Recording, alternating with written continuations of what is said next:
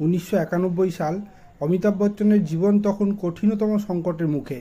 তার company ABCL, Amitabh Bachchan corporation limited, তখন ঋণের ভারে প্রায় ডুবে গেছে। মাথায় 90 কোটি টাকার দেনা, 55টিরও বেশি মামলা ঝুলছে আদালতে, এবং পাওনাদাররা তার বাড়ির সামনে এসে টাকা ফেরত চাওয়ার জন্য চিৎকার করছে।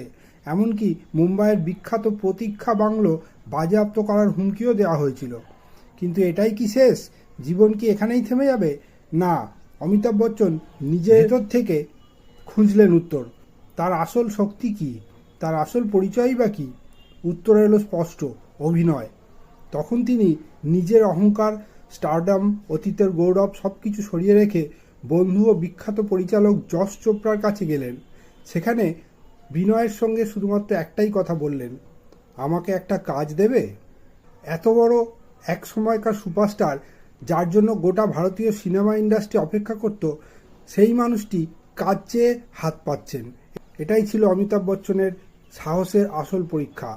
জীবন যখন অন্ধকারে ঠেলে দেয়, তখন প্রকৃত বিজয়ী মানুষ সেই হয় যে নিজের অভিমান ভুলে আবার শুরু করতে জানে।